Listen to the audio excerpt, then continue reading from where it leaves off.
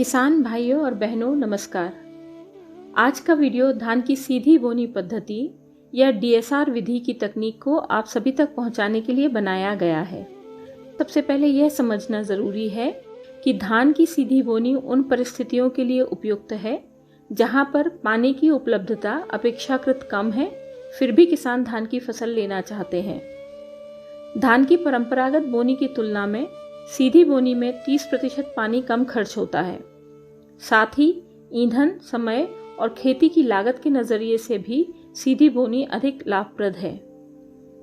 धान की सीधी बोनी से भूमि एवं जल संरक्षण के साथ साथ श्रम और ऊर्जा की भी बचत होती है। आइए अब हम जानते हैं कि धान की सीधी बुआई किस प्रकार और कब की जाए।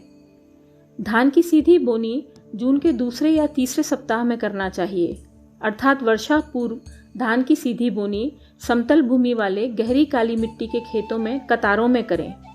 बोनी के लिए मध्यम अवधि की किस्मों का चयन करें, जैसे IR 64, MTU 1010, PS5, PS7, JR 206 इत्यादि। सीधी बोनी वाले धान के बीज का रोपाई वाले धान के बीज की तरह बीज शोधन और बीजोपचार करें।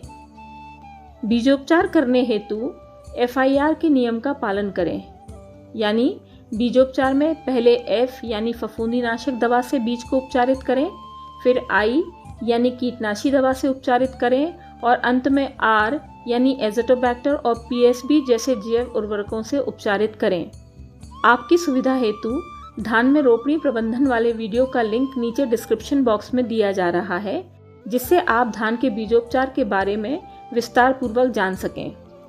धान की सीधी बोनी के लिए प्रति एकड़ 30 किलोग्राम बीज की बोनी करें। ध्यान रहे, बोनी आवश्यक रूप से कतारों में ही करें। इसके लिए अच्छी तरह से तैयार खेत में निर्धारित बीज की मात्रा नारी, हल, दुफन या सीड ड्रिल द्वारा 20 सेंटीमीटर की कतार से कतार की दूरी में करें। यथासंभव फर्टिलाइजर कम सीड ड्रिल का उपयोग करें, जिसमें बीज और उर्वरक अलग अलग स्थान पर भरे जाते हैं। ऐसा करने से दोनों ही आदान वैज्ञानिक तरीके से मिट्टी में गिरते हैं, अर्थात खेत में उर्वरक का स्थान बीज से कुछ नीचे और बीज की कतार से कुछ हटकर होता है, ताकि बड़े होते पौधे को उर्वरक का पूरा लाभ मिल सके। पोषक तत्वों का निर्धारण मृदा परीक्षण के आधारित अनुशंसा से करें, अथवा औसत रूप से नाइट्रोजन 32 से 40 किलोग्राम प्रति एकड़, फास्फोरस 20 से 24 किलोग्राम प्रति एकड़ एवं पोटाश 15 से 16 किलोग्राम प्रति एकड़ की दर से प्रयोग करें। इसकी आपूर्ति हेतु ऊंची जाति में 34 से 35 किलो यूरिया, 75 से 76 किलो सिंगल सुपर फॉस्फेट और 13.7 किलो म्यूरेट ऑफ पोटाश का उपयोग करें। अगर आप दूसरे सेट का प्रयोग करना चाहते हैं तो 26 किलो DAP, 24 से 25 किलो यूरिया और 13.7 किलो म्यूरेट ऑफ पोटाश का उपयोग करें। ध्यान रखिए, इनमें से किसी एक ही सेट का उपयोग करना है, जबकि बोनी प्रजाति हेतु 52 से 53 kilo urea, 100 kilo single super phosphate और 16.73 किलो म्यूरेट ऑफ पोटाश का उपयोग करें।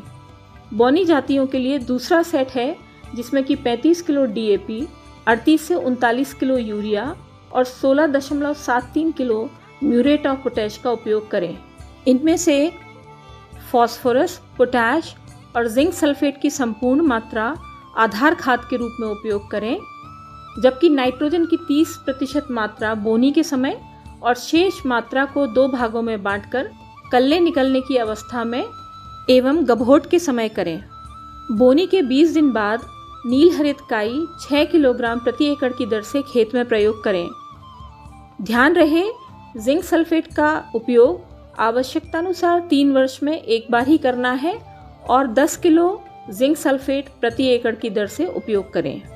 बोनी के 20 से 25 दिन की अवस्था में हल्की मिट्टी अथवा जीवांश युक्त भारी मिट्टी में कतारों के बीच साइकिल कुल्पा का प्रयोग कर खरपतवार निकाले जा सकते हैं। खरपतवार के उपयोग से मिट्टी की गुड़ाई का लाभ भी प्राप्त होता है। समय की कमी या मजदूरों की उपलब्धता न होने पर रासायनिक नियंत्रण की तरफ जाएं। रासायनिक नियंत्रण हेतु बिस्पायरीबैक सोडियम सॉल्ट की 80 से 100 मिलीलीटर मात्रा प्रति एकड़ का उपयोग कर घास कुल, मोथा कुल और चौड़ी पत्ती के खरपतवारों को नियंत्रित करें, अथवा मेटसल्फ्यूरान मेथिल और क्लोरीम्यूरॉन एथिल की मिश्रित दवा का 8 ग्राम प्रति एकड़ की दर से 200 लीटर पानी में मिलाकर छिड़काव करें, जिससे चौड़ी पत्ती तथा मोथा कुल के खरपतवार नष्ट होंगे। खरपतवार नाशक दवाओं के छिड़काव के दौरान मृदा में नमी उपस्थित होनी चाहिए। ध्यान रहे, खरपतवार नाशक दवाओं के छिड़काव हेतु फ्लैट फैन नोजल या फ्लड जेट नोजल का प्रयोग करें। यदि आप धान की सीधी बोनी नहीं करते हैं, लेई पद्धति से धान की बोनी करने हेतु अंकुरित बीजों की बोनी ड्रम सीडर से 30 किलोग्राम प्रति एकड़ बीज दर से कर सकते हैं। किसान भाइयों, यहाँ यह उल्लेखनीय है कि रोपा वाली पद्धति से धान की खेती करने में पानी, श्रम और ऊर्जा की सतत आवश्यकता होती है। धान उगाने वाले क्षेत्रों में इन सभी संसाधनों की लगातार कमी हो रही है, जिसके कारण धान की खेती पहले जैसी लाभदायक नहीं रही। विशेषज्ञों का मानना है कि धान उत्पादन की रोपा पद्धति के कारण संसार में मीथेन गैस का उत्सर्जन बढ़ रहा है, जो कि ग्लोबल वार्मिंग और जलवायु परिवर्तन का एक मुख्य कारण है। इसी कारण परंपरागत पद्धति की बजाय सीधी बोनी वाले धान को ज्यादा महत्व दिया जा रहा है और इसका प्रचार प्रसार भी किया जा रहा है, ताकि भविष्य में हम पर्याप्त धान उत्पादन करने के साथ साथ पर्यावरण की सुरक्षा भी कर सकें। इसीलिए सीधी बोनी या डीएसआर विधि अपनाएं और लागत घटाएं, संसाधन बचाएं और पर्यावरण संवारें। किसान भाइयों और बहनों, उम्मीद है आज का वीडियो आपको सार्थक लगा होगा। इस वीडियो के बारे में अपनी राय देने के लिए हमें ज़रूर लिखें। बहुत बहुत धन्यवाद।